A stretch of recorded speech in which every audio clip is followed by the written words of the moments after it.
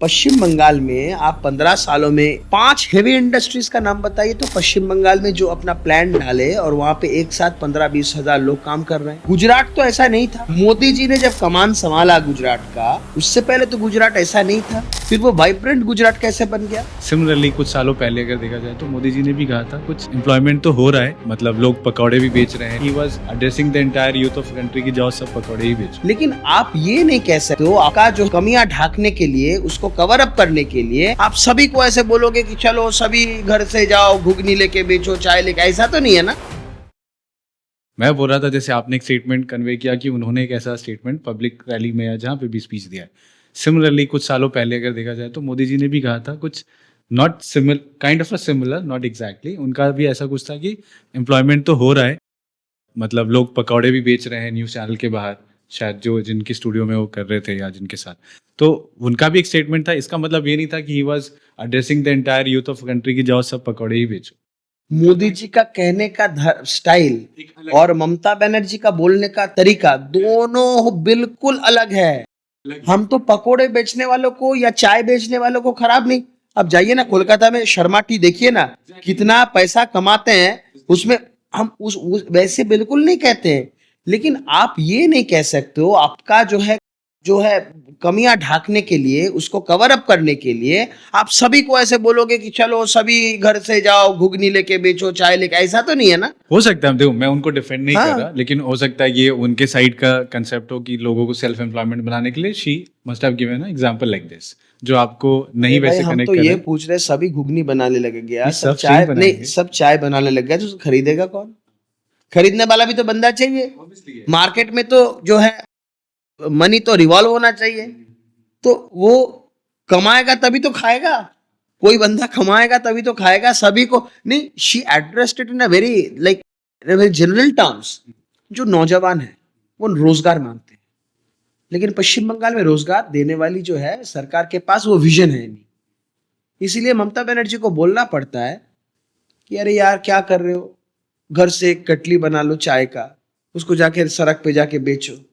ममता बनर्जी को ये बोलना पड़ता है अरे यार क्या कर रहे हो, घर से थोड़ा मुरमुरा ले लो, उसमें थोड़ा जो है उसमें नमकीन डाल दो, तो रास्ते में जाके बेचो। तो ममता बनर्जी कहती है, किनको कहती है? युवाओं को कहती है, बेरोजगार जो नौजवान है उनको कहती है, जिनको पहले से ही गुस्सा इस बात को लेके कि हम लोगों को नौकरी नहीं मिल रहा है, जिनको एजुकेशन भी है, क्वालिफिकेशन भी है, जो स्किल लेबर भी है, सभी का पश्चिम बंगाल सब माइग्रेट करता जा रहा है। पश्चिम बंगाल में opportunities are becoming very limited. You see a person who is graduating from an engineering college, who is graduating, completing their masters from a MBA college. They come out, they place their CV in any of the, whether still that placing that CV opportunity is also very limited. But still मुश्किल से भी किसी को अगर एक opportunity मिल जाए CV place करने का, नौकरी का, उनको सैलरी का स्टार्टिंग बोला जाता है 14,000 15,000 से ज्यादा नहीं स्टार्टिंग का, जो भी हो क्वालिफिकेशन। ये स्थिति है पश्चिम बंगाल का।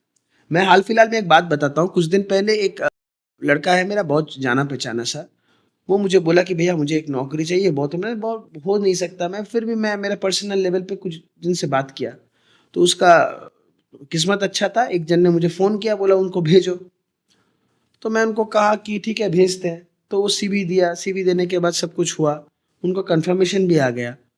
तो वो लड़का मेरे पास एक बार आया, वो एमबीए किया हुआ है, और उसके बाद वो जो एमबीए किया हुआ है डिजिटल मार्केटिंग में। तो वो बंदा मेरे पास आया, बोलने लगा कि, मैंने बोला क्या हुआ, सब तो ठीक है, हो गया, मिठाई खिलाए। बोले भैया सब ठीक है, लेकिन सैलरी जो है ना, सैलरी क्या है, कितना बोल रहा है? बोले भैया बोल रहे 14,000 महीने का मिलेगा। मैंने कहा क्या यार, एमबीए का किया डिजिटल मार्केटिंग में, आज तो डिजिटल मार्केटिंग का बहुत ही एक्सपोजर मिलता है, तो फिर 14,000 रुपये।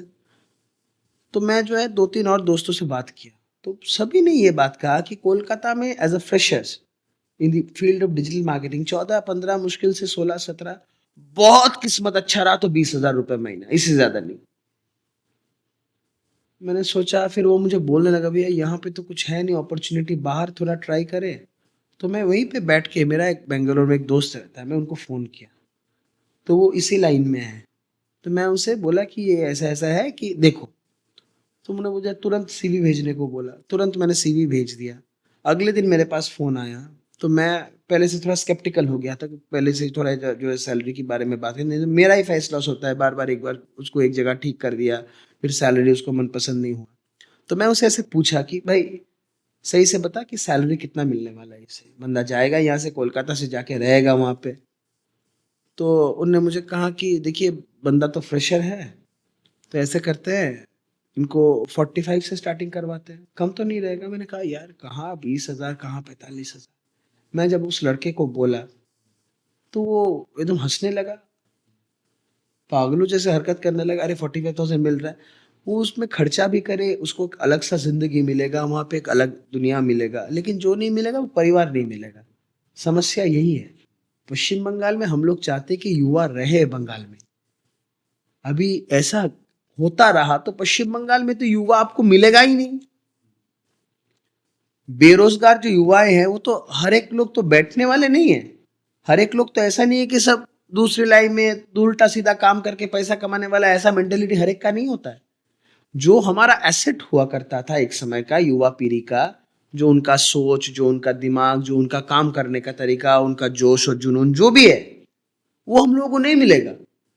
सरकार ने जो बजट बनाया उसमें से रोजगार की बात है, सरकार को तो आय करना है, तभी जाके तो व्यय होगा। तो ये आय बढ़ाने के लिए ममता बनर्जी ने क्या किया? पश्चिम बंगाल में आप 15 सालों में 5 हेवी इंडस्ट्रीज का नाम बताइए तो पश्चिम बंगाल में जो अपना प्लान डाले और वहां पे एक साथ 15-20 हजार लोग काम कर रहे हैं। ऐसा हेवी इंडस्ट्री आपको दिखने नहीं मिलेगा। आप कहेंगे स्मॉल स्केल है, अरे कुछ हेवी इंडस्ट्री चाहिए होता है। एक हेवी इंडस्ट्री को एनसर्कल करके एक्सिलरी इंडस्ट्री बनता है, एक्सिलरी यूनिट्स बनता है, उसको लेके एक पूरा शहर बस जाता है उस हेवी इंडस्ट्री के आसपास। और उस एक बड़ा हेवी इंडस्ट्री को देख के बाकी इंडस्ट्रीज भी इंस्पायर्ड होता है, तब जाके एक पूरा राज्य का जो है पूरा चरित्र बदल जाता है। मोदी जी ने जब कमान संभाला गुजरात का, उससे पहले तो गुजरात ऐसा नहीं था।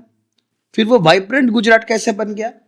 फिर वो गुजरात का जो विकास का मॉडल आज देश छोड़िए आज विदेश में भी फेमस है, वैसे कैसे बन गया? एक मुसलमान आदमी का मैंने एक वीडियो देखा, वो एक वीडियो बना के गुजरात से वो कर रहा था वीडियो, वो बोल रही है ममता बनर्जी को एड्रेस करके, जो ममता दी आप बोलती है ना कि बंगाल को गुजरात नहीं होने देंगी, आप कभी कर भी नहीं पाएंगी गुजरात, क्योंकि गुजरात का जो इतना डेवलपमेंट है वो वहां पे वो सूरत में वो जो है वो लेबर है असल में, वो डायमंड्स Jewelry, का diamond हाँ industry। उसमें तो इंडस्ट्री है वहां का।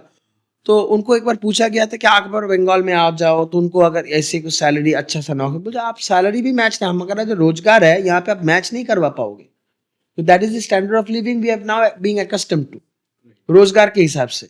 तो यही बात है, सबको जो है ना एक विजन चाहिए होता है, एक सरकार चलाने का एक नजरिया होता है। देखिए 5 साल ममता बनर्जी सरकार चलाई, तब लोगों ने बिल्कुल समझा कि नहीं ममता बनर्जी अभी 5 साल आई है, 5 साल is too young for a government to ultimately. 5 साल 10 साल हो गए, 10 साल 15 साल हो गए, अभी आपको कितने साल चाहिए? आपको 150 साल चाहिए, तब जाके आप कहेंगे कि हम सरकार को एक जगह लाए।